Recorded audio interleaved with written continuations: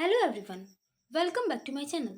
In today's video, I will talk about common law, which is important topic of jurisprudence and a type of legal system. इस video में हम लोग बात करेंगे meaning of common law, origin of common law in England and India, features of common law, impact of common law in India and also advantages and disadvantages of common law in detail. So let's get started. Firstly, we talk about meaning of common law. So, the common law system is a fundamental legal tradition based on judicial decision rather than extensive written codes. It is often called judgment law. जो common law system है वो fundamental legal traditional system है जो कि based है judicial decision पे, ना कि written codes, written institutes, written laws पे। जिस कारण से जुडिशियल डिसीजन पे बेस्ड होने के कारण कॉमन लॉ सिस्टम को judgment law system, judgment law भी कहा जाता है। So it is a body of unwritten law develop through ruling of courts. जिस कारण से कॉमन लॉ क्या है? अनरिटन लॉज की बॉडी है, अनरिटन लॉज का सिस्टम है जो कि धीरे धीरे रूलिंग ऑफ कोर्ट्स के थ्रू डेवलप हुआ है। Its core is the doctrine of precedent, which means courts look to past similar cases to determine the outcome of a current cases। Means जो कॉमन लॉ सिस्टम है वो mainly based है doctrine of president पे, जिसके according जो courts हैं वो past के जो भी सिमिलर केसेस हैं, सिमिलर फैक्ट एंड सर्कमस्टांसेस जिस पे सिमिलर लॉ अप्लाई किया जा सकता है, तो उन केसेस को उस पर क्या डिसीजन दिया गया है उन केसेस के अकॉर्डिंग ही जो करंट केस है उसके आउटकम को, उसकी जो डिसीजन है वो जज देंगे। मीन्स डॉक्ट्रिन ऑफ प्रेसिडेंट के अकॉर्डिंग जो पास्ट डिसीजन है उसी को प्रिवेल करेंगे जज करंट डिसीजन में भी। इसके अकॉर्डिंग ही कॉमन लॉ सिस्टम डेवलप हुआ है। सो जो कॉमन लॉ सिस्टम है वो मेनली बेस्ड है डॉक्ट्रिन ऑफ प्रेसिडेंट, यानी कि जुडिशियल डिसीजन के अकॉर्डिंग ही ये लीगल सिस्टम इस्टेब्लिश हुआ है, डेवलप हुआ है। It derived its authority from the universal consent and practice of the people from time immemorial। जो कॉमन लॉ सिस्टम है उसने अपनी अथॉरिटी को डेराइव किया है यूनिवर्सल कंसेंट के जरिए। मीन्स किसी भी सोसाइटी के जो पीपल होते हैं उनकी कंसेंट होती है कि जो उनके कस्टम चले आ रहे हैं, जो भी प्रैक्टिसेस चली आ रही हैं उसी के अकॉर्डिंग कोई भी जो डिस्प्यूट हो रहा है इंडिविजुअल्स के बीच या फिर गवर्नमेंट और इंडिविजुअल के बीच या फिर गवर्नमेंट के बीच ही, तो जो पीपल की कस्टम है, प्रैक्टिसेस है, उसी के अकॉर्डिंग ही डिसीजन आए और उस डिसीजन को बार बार चेंज ना किया जाए, क्योंकि इससे जो इंडिविजुअल हैं उनकी इंटरेस्ट के अगेंस्ट, उनकी जो इच्छा है उसके अगेंस्ट जो जजमेंट आएगा तो उसे फॉलो नहीं कर पाएंगे। जिस कारण से कॉमन लॉ सिस्टम जो है वो अपनी अथॉरिटी को गेन करता है यूनिवर्सल कंसेंट एंड जो प्रैक्टिसेस हैं पीपल की किसी भी सोसाइटी में, किसी भी कंट्री में, जो लंबे समय से प्रैक्टिसेस चली आ रही हैं, कस्टम चली आ रही हैं, वो उस कॉमन लॉ सिस्टम वहाँ से अपनी अथॉरिटी को, अपनी जो लीगैलिटी है उसको गेन करता है। So this system of jurisprudence initially originated in England. It is unintelligible until expressed in judgment। Means जो कॉमन लॉ सिस्टम है वो इनिशियली इंग्लैंड में ओरिजिनेट हुआ है, इंग्लैंड में ही कॉमन लॉ सिस्टम का डेवलप हुआ है। और जो कॉमन लॉ सिस्टम है उसमें कोई भी लॉ, कोई भी जो रूल्स है वो तब तक सामने स्पष्ट नहीं होता है जब तक कि किसी जजमेंट में उसे एक्सप्रेस ना किया जाए। Core principle behind common law system, that is stare decisis। The central principle is stare decisis, which is a Latin term which means to stand by things decided। This require courts to follow the legal rules set down in previous judicial decision, that is precedent। सो जो central principal है common law system के behind, common law system जिस पे based है वो है stay decisis, जिसका मतलब होता है कि जो भी चीज़ें पहले डिसाइड हो चुकी हैं उस पर अडिग रहना, उसी प्रिंसिपल को, उसी लीगल रूल को फॉलो करना। जिस कारण से इस प्रिंसिपल की रिक्वायरमेंट है कि जो लोअर कोर्ट्स हैं वो सुपीरियर कोर्ट के द्वारा पहले के डिसीजन में, पहले के जुडिशियल डिस्प्यूट में जो भी डिसीजन दिया जा चुका है उन लीगल रूल्स को फॉलो करें। सो जिस कारण से its goal is to provide consistency, stability and predictability in the legal system. जिस कारण से कॉमन लॉ जो सिस्टम है वो इसी प्रिंसिपल के अकॉर्डिंग, मीन्स इसी लीगल रूल्स की बाइंडिंग के अकॉर्डिंग जो है वो डेवलप हुआ है। और इसका गोल यही है कि किसी भी लीगल सिस्टम में कंसिस्टेंसी लाना, स्टेबिलिटी लाना और सिमिलर केसेस में क्या जजमेंट आ सकता है उसकी प्रेडिक्टेबिलिटी को इंश्योर करना। जिस कारण से ensuring similar cases are treated alike. जिस कारण से प्रेडिक्टेबिलिटी आ सकती है कि कोई भी सिमिलर केस होगा यदि फ्यूचर में तो उसको किस तरीके से ट्रीट किया जाएगा, ये पहले से जो इंडिविजुअल है, जो सोसाइटी है वो प्रेडिक्ट कर सकती है और एक लीगल सिस्टम में कंसिस्टेंसी और स्टेबिलिटी आती है। अब हम लोग देखते हैं different legal system in the world. So There are mainly three types of legal system in the world. First is common law system, जिसके बारे में इस वीडियो में हम लोग पढ़ रहे हैं. So it is developed in England and based on judicial precedent and case law. Found in England, India, USA, Canada, Australia, etc. So इन सारे देश में जो है कॉमन लॉ सिस्टम को फॉलो किया जाता है और कॉमन लॉ सिस्टम बेस्ड होता है judicial precedent and previous case laws पे. इसका डेवलपमेंट हुआ इंग्लैंड में. अगला है civil law system. It is developed in ancient Rome and based on written codes and statutes, judges only interpret laws, they do not create new ones. Means जो civil system है, civil law system है, इसका जो origin हुआ, इसका जो development हुआ वो एंशियंट रोम में हुआ था और ये बेस्ड है, सिविल लॉ सिस्टम बेस्ड है रिटन कोड्स स्टेट्यूट्स पे, मीन्स रिटन लॉज पे. इसमें जो जजेस का काम होता है सिर्फ यही होता है कि जो रिटन लॉज हैं उसको इंटरप्रेट करना, ना कि नए लॉज को बनाना. This system is found in countries like France, Germany, Japan, etc. अगला है अदर लीगल सिस्टम. तो इसमें मेनली थ्री आते हैं. पहला है religious law system that is based on religious text. इसका एग्जांपल है इस्लामिक लॉ दैट इज सरिया. सो कुछ कंट्रीज ऐसे होते हैं जहाँ की जो लीगल सिस्टम है, जहाँ के जो जजेस हैं वो अपने डिसीजन को जो रिलीजियस टेक्स्ट है उसके अकॉर्डिंग ही देते हैं, जिस कारण से जो वहाँ की लीगल सिस्टम है वो रिलीजियस लीगल सिस्टम कहलाती है. उनका पूरा लीगल सिस्टम जो है उनकी रिलीजियस टेक्स्ट पे बेस्ड होता है. अगला है customary law system that is based on unwritten. यहाँ अनरिटन रहेगा, यहाँ मिस टाइप हो गया है, अनरिटन ट्रेडिशन एंड कस्टम. सो जहाँ पे जो जो लीगल सिस्टम जो लीगल सिस्टम अपने जो अनरिटन ट्रेडिशन है, जो कस्टम है, उसी के अकॉर्डिंग चला आ रहा है वहाँ का लीगल सिस्टम, तो वो होता है customary legal system, customary law system. अगला है mixed legal system that is a combination of different legal system. Many countries, including India, follow a mixed system, mainly common law with influence of civil and religious law. जो mixed legal system है उसमें कई सारे legal system का combination होता है. उसमें religious laws भी होते हैं, कस्टमरी लॉज भी होते हैं, सिविल भी होते हैं, साथ ही जो कॉमन लॉ सिस्टम है यानी कि जो जुडिशियल प्रेसिडेंट है वो भी चलते आते हैं. जैसे कि इंडिया में मिक्स्ड लीगल सिस्टम है, मिक्स्ड लीगल सिस्टम. यहाँ पे कॉमन लॉ का भी इन्फ्लुएंस है, सिविल लॉज भी हैं, रिलीजियस लॉज भी हैं और कस्टम भी चले आ रहे हैं. और उन्हीं कस्टम को कभी कभी ऐसा होता है कि उन्हीं को कोडिफाइड करके सिविल लॉ में बना दिया जाता है, मीन्स सिविल लॉ में बदल दिया जाता है. अब हम लोग बात करते हैं history of English common law. So, English common law is one of the most influential legal system in the world. It has rich and complex history dating back centuries. Its roots can be traced to the Anglo-Saxon period, but it truly developed and matured during medieval era, means Norman period. सो जो English common law है उसका जो history है वो काफ़ी influential है. ये जो लीगल सिस्टम है कॉमन लॉ सिस्टम, इसकी हिस्ट्री जो है काफ़ी इन्फ्लुएंशियल है और इसकी हिस्ट्री काफ़ी कॉम्प्लेक्स है. मेनली यदि इसके जो रूट है देखे जाएँ तो जो कॉमन लॉ सिस्टम है इंग्लैंड की, उसकी शुरुआत हो चुकी थी, उसकी डेवलपमेंट हो चुकी थी एंग्लो सैक्सन पीरियड से ही, लेकिन ये ज़्यादा डेवलप हुई मेडिवल एरा में. सो एक एक करके हम लोग देखेंगे कि कैसे English common law system develop हुआ, कैसे इसका ओरिजिन हुआ. तो पहला जो पीरियड है वो है Anglo Saxon period, 5th to 11th centuries. During this period, English was a primary based on customary practices and tradition passed through generation. These custom varied across different region. Means Anglo Saxon period में जो English law था वो primarily customary practices और जो traditionally practices थी उस पर based था, जो कि इंडिविजुअल्स में जनरेशन टू जनरेशन पास किए जाते थे और ये कस्टम जो है हर एक क्षेत्र में बदलते रहते थे.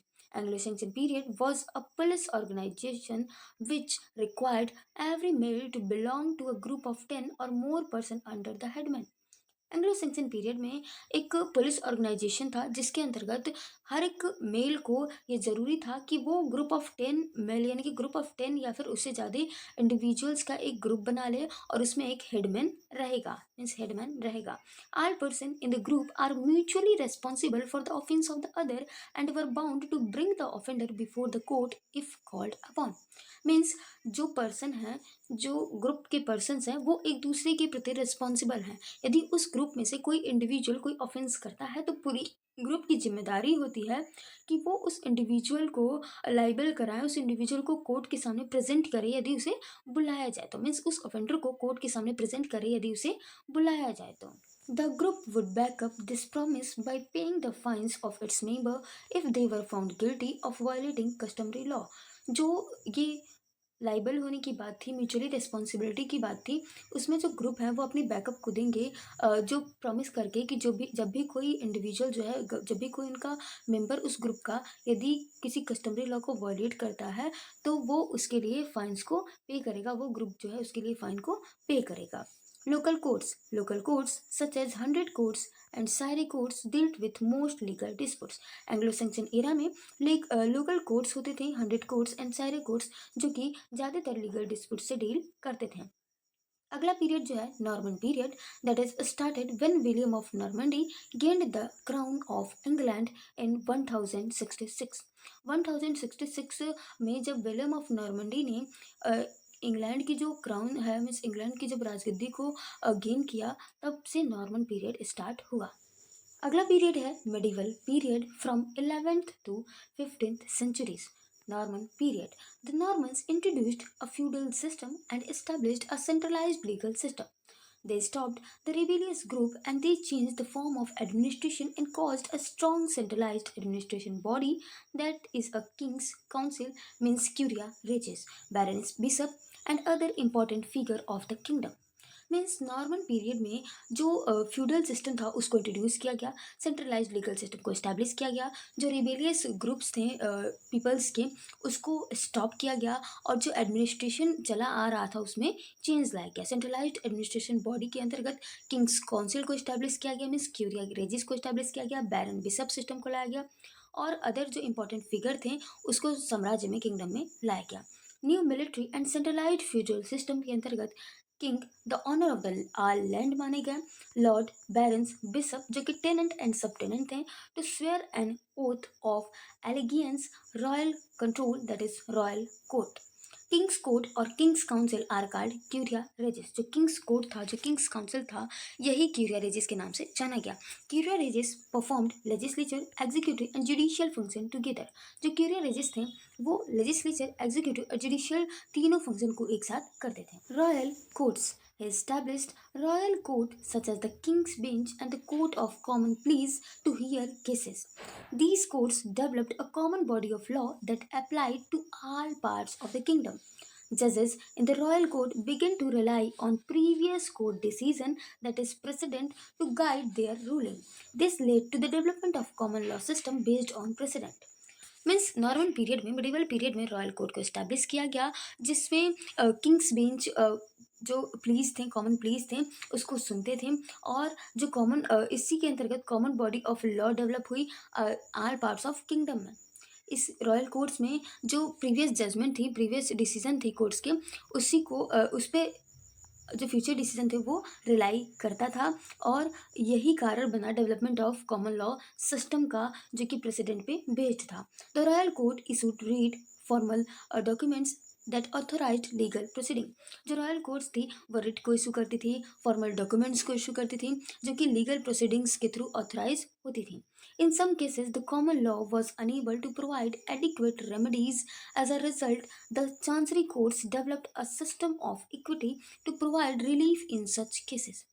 कुछ कुछ केसेस में जो कॉमन लॉ सिस्टम था वो एडिक्वेट रेमेडीज को देने में अनेबल था जिस कारण से चांसरी कोर्ट्स ने एक सिस्टम ऑफ इक्विटी को डेवलप किया जिसके थ्रू उन केसेस में जो है रिलीफ को प्रोवाइड कराया जा सकता था। Equity was built on fairness and justice rather than strict adherence of legal rules.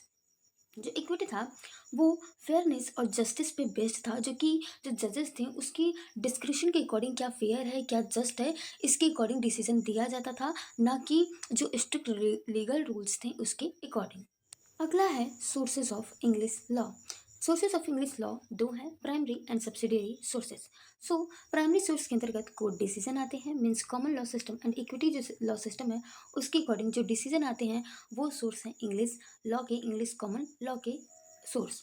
अगला है लेजिस्लेशन, जबकि सब्सिडियरी सोर्स हैं कस्टम एंड लीगल राइटिंग, ये क्या है सब्सिडियरी सोर्स हैं। अब हम लोग देखते हैं origin of common law in India या फिर history of common law in India. So India में यदि बात किया जाए तो कॉमन लॉ जो सिस्टम है वो मेनली डेवलप हुआ during British colonial rule. Means during British colonial rule के टाइम पे ही इंडिया में कॉमन लॉ सिस्टम डेवलप हुआ, उन्हीं के द्वारा कॉमन लॉ सिस्टम को डेवलप किया गया। एक एक करके हम लोग देखते हैं कि कैसे इंडिया में कॉमन लॉ सिस्टम डेवलप हुआ, कैसे इंडिया में इसका क्या इम्पैक्ट पड़ा, क्या फीचर्स हैं, इसे देखते हैं। Early history, pre colonial period means British time के पहले, ब्रिटिश जो कॉलोनियल रूल पीरियड है उसके पहले क्या सीन था, इसे देखते हैं। Prior to the British invasion, India has a variety of legal system.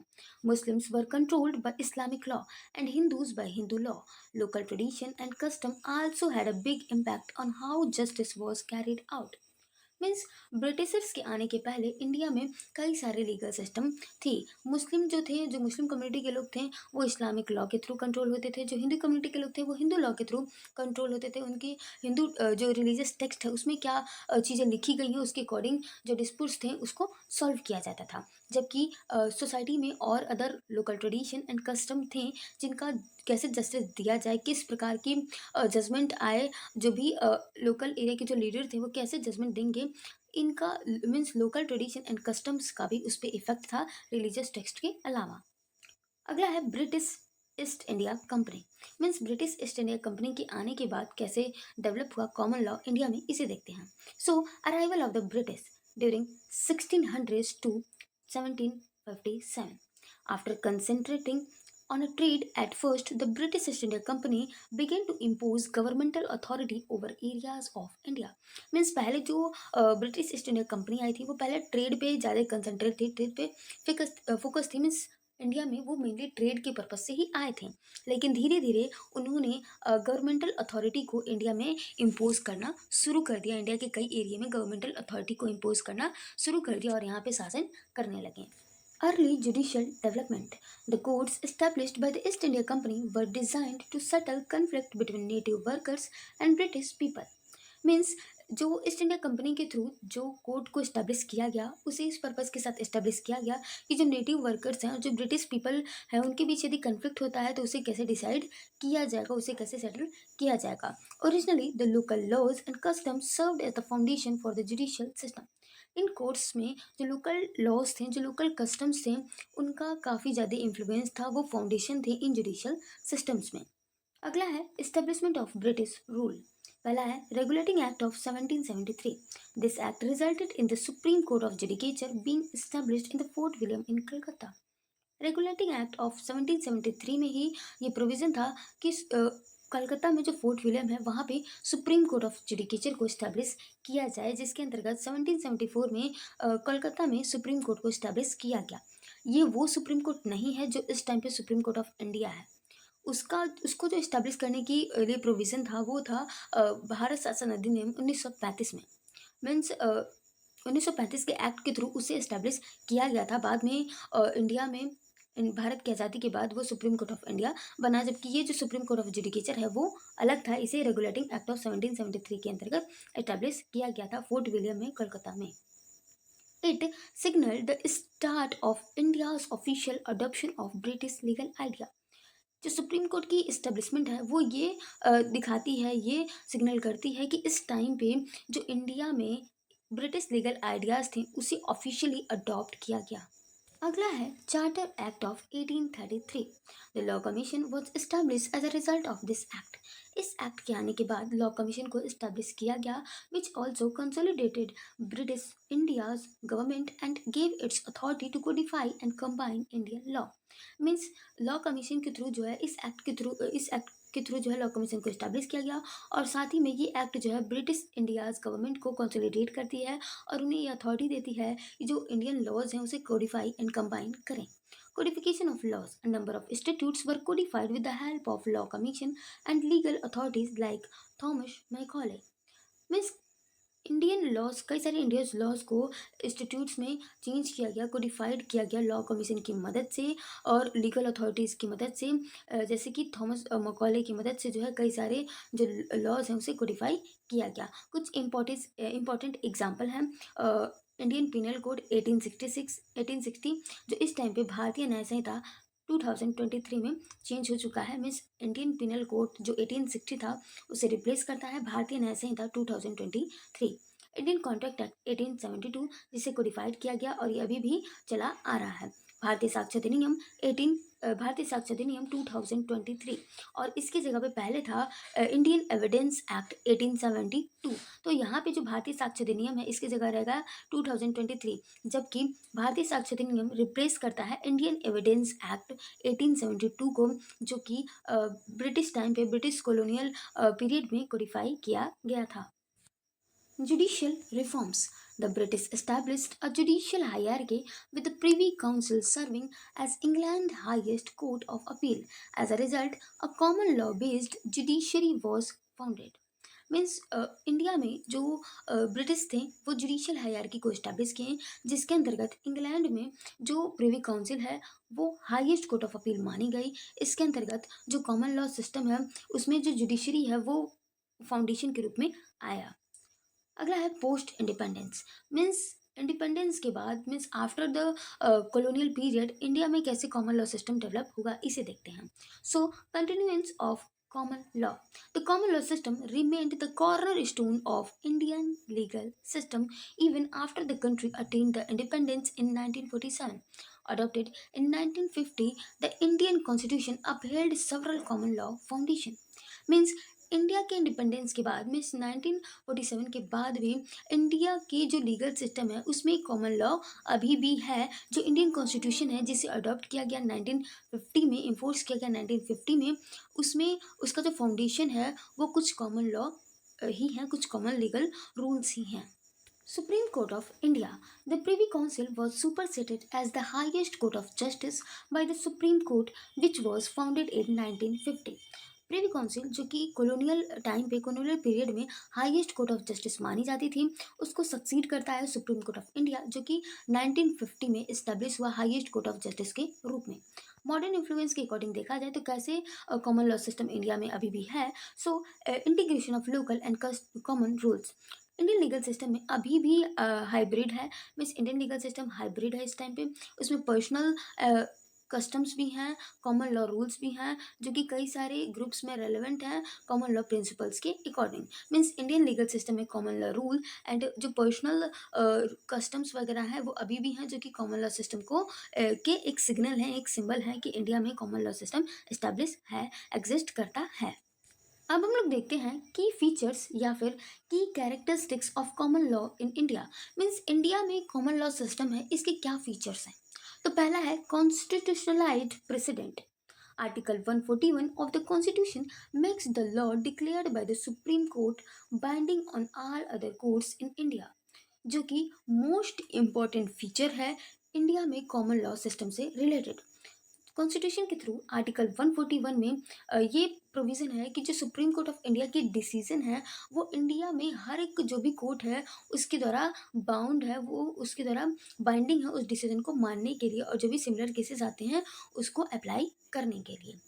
अगला है adversarial system. The trial system is adversarial means two opposing parties that is prosecution and defence present their case to a neutral जज who then decide the verdict. Means India में adversarial system है जिसके through दो opposing party prosecution and defence जो है वो अपने अपने एविडेंस को, अपने आर्गूमेंट्स को न्यूट्रल जज के सामने प्रेजेंट करते हैं, और जो जज हैं उन्हीं एविडेंस के अकॉर्डिंग, उन्हीं आर्गूमेंट्स के अकॉर्डिंग अपने डिसीजन को देते हैं, अपने वर्डिक्ट को देते हैं। अगला है judicial review. Judges are not mere administrator of law. They have the power of judicial review. They can interpret the constitution and even strike down a law passed by the parliament if it is deemed to be unconstitutional. यदि जो जजेस हैं उनके पास सिर्फ administrator of law का ही power नहीं है, वो सिर्फ लॉ को एडमिनिस्ट्रेट ही नहीं करते हैं, इंटरप्रिटेट ही नहीं करते हैं, जबकि वो जो पार्लियामेंट के थ्रू यदि कोई लॉ बनाया गया है तो उसे रिव्यू भी करते हैं। कॉन्स्टिट्यूशन को इंटरप्रिटेट करने के साथ साथ उसे अदर लॉज को रिव्यू भी करते हैं। यदि वो कॉन्स्टिट्यूशनल प्रोविजन के अगेंस्ट जाती है तो वो उसे वर्ड डिक्लेयर कर देते हैं। अगला है codified law. Unlike pure common law system, India has codified its main laws. जैसे कि इंग्लिश कॉमन लॉ सिस्टम में जो लॉ है वो अनकोडिफाइड है, लेकिन इंडिया में जो मेन लॉज हैं वो कोडिफाइड है। This makes the legal system is a hybrid. ये जो है हमारे लीगल सिस्टम को एक हाइब्रिड बनाता है, एक मिक्स्ड सिस्टम बनाता है। Common law principles are use to interpret and apply the written statutory law. जो कॉमन लॉ प्रिंसिपल्स हैं उसे यूज़ किया जाता है जो रिटन स्टेट्यूटरी लॉज हैं उसे इंटरप्रिटेट करने में और उसे अप्लाई करने में। अब हम लोग बात करते हैं impact of common law in India. Means common law system का इंडियन लीगल सिस्टम में क्या इम्पैक्ट पड़ा इसे देखते हैं। So common law system is a foundation of law in India. Most of India's foundational law such as contract, tort, property are rooted in common law concept adopted for Indian constitution. Means जो common law system है वो India के लिए एक foundation of law बन गया है। भारत में कई सारे ऐसे लॉ है, कॉन्ट्रैक्ट है, टॉर्ट्स है, प्रॉपर्टी है, अनेकों ऐसे लॉ हैं जो कि कॉमन लॉ कॉन्सेप्ट पे बेस्ड है और वो इंडियन कॉन्टेक्स्ट के अकॉर्डिंग जो है इंडिया की जो सिचुएशन है उसके अकॉर्डिंग उन प्रिंसिपल्स को, उन कॉन्सेप्ट को इंडिया में अडॉप्ट किया गया है। अगला है public law principle. Concept like rule of law, separation of power are derived from the British common law tradition. India में जो भी पब्लिक लॉ प्रिंसिपल्स हैं, जो most important public law principles हैं like rule of law, separation of power, उसे English common law system से ही derive किया गया है। अगला है legal development, judicial activism and the growth of judgment doctrine like the basic structure doctrine so the ongoing power of common law tradition in developing and evolving the law. जो common law system है वो legal development का एक तरीका है जिसके अंतर्गत judicial activism के थ्रू, जजमेंट डॉक्ट्रिन्स के थ्रू, जैसे कि जो जजेस हैं वो अपने रूल्स जो भी बनाती हैं, जिन रूल्स का ग्रोथ करती हैं, वो कॉमन लॉ जो ट्रेडिशन है उसके पावर को रिप्रेजेंट करती हैं। और ऐसे जो लॉज हैं, जो रिटन लॉज हैं, वो डेवलप और इवॉल्व होते हैं जजेस के थ्रू। उन लॉज का कॉमन लॉ के अकॉर्डिंग, नए नए रूल्स के अकॉर्डिंग जो है ला करके उन जो भी रिटन लॉज हैं उसको इंटरप्रिटेट करके उनका नया मतलब निकाल करके नए नए लीगल रूल्स को रिकॉग्नाइज करके उन लॉ के थ्रू जो है कॉमन लॉ सिस्टम को, कॉमन लॉ जो लॉज हैं उसे डेवलप किया जाता है इंडिया में। और ये जो लॉज हैं जो एग्जिस्ट करते हुए लॉ हैं उसे इवॉल्व और डेवलप करने में काफ़ी इंपॉर्टेंट रोल प्ले करते हैं। अब हम लोग का जो लास्ट कॉन्सेप्ट है वो ये है कि कॉमन लॉ सिस्टम के क्या एडवांटेजेस हैं, क्या डिसएडवांटेजेस हैं, इसे समझते हैं। So advantages of common law approach. तो पहला है सर्टेनिटी। कॉमन लॉ जो सिस्टम है वो सर्टेनिटी को इस्टेब्लिश करती है, इंश्योर करती है, यूनिफॉर्मिटी एंड प्रेडिक्टेबिलिटी को इंश्योर करती है। जबकि disadvantages of common law system क्या है इसे देखते हैं। So binding force of the precedent limits the discretion of the जज। मीन्स जो बाइंडिंग फोर्स है कॉमन लॉ सिस्टम के अकॉर्डिंग, जो प्रेसिडेंट है उनका जो बाइंडिंग नेचर है वो जजेस के डिस्क्रिशन को लिमिट्स कर देते हैं। यदि सुप्रीरियर कोर्ट कोई लीगल रूल्स दे देती है, कोई जजमेंट दे देती है, तो लोअर कोर्ट्स को उनको फॉलो करना जरूरी होता है। जिस कारण से जो लोअर कोर्ट्स के डिस्क्रिशन है, जो उनके जजेस के डिस्क्रिशन है, वो काफ़ी लिमिट हो जाता है। Sometimes inconsistent rule are developed and come into conflict. कभी कभी जजेस के थ्रू, कभी कभी सुप्रीरियर कोर्ट के थ्रू ऐसे डिसीजन को दे दिया जाता है, ऐसे लीगल रूल्स को दे दिया जाता है जो कि सोसाइटी के जो चले आ रहे कस्टम है, प्रैक्टिसेस है, उसके इनकन्सिस्टेंट है और ये बाद में जाके कन्फ्लिक्ट को क्रिएट करते हैं। अगला है law reports. Legal rules are difficult to learn and apply. जितने भी लीगल रूल्स हैं, लॉ रिपोर्ट्स हैं, हमेशा हर रोज़ कितने डिसीजंस आते हैं, उन्हें याद रखना, उन्हें अप्लाई करना काफ़ी डिफ़िकल्ट होता है। अगला है स्लो पेस ऑफ डेवलपमेंट। एक लिमिटेशन लगा करके, बाइंडिंग नेचर को लगा करके जो भी सुप्रीरियर कोर्ट के डिसीजंस हैं वो डेवलपमेंट को एक तरीके से प्रिवेंट करते हैं, प्रोहिबिट करते हैं, जिससे डेवलपमेंट काफ़ी धीरे धीरे होती है। सो यहाँ पे हमारा कॉन्सेप्ट खत्म होता है। If you found this video helpful, don't forget to like this video, subscribe my channel and share this video. मैं फिर से बोल रही हूँ, यदि वीडियो पसंद आया है, कॉन्सेप्ट क्लियर हुआ है, तो वीडियो को लाइक करें, चैनल को सब्सक्राइब करें और वीडियो को ज़्यादा से ज़्यादा शेयर करें। साथ ही आप यदि इस वीडियो का, इस कॉन्सेप्ट का PDF नोट्स चाहते हैं तो वो मिल जाएगा मेरे टेलीग्राम चैनल पे, मुस्कान जायसवाल्स एकेडमी। सो जाके फटाक से ज्वाइन कर लीजिए, वहाँ पे आपको वीडियो के लिंक भी मिल जाएंगे, साथ ही स्टडी मटेरियल भी मिल जाएंगे। मिलते हैं नेक्स्ट वीडियो में, तब तक के लिए बाय बाय।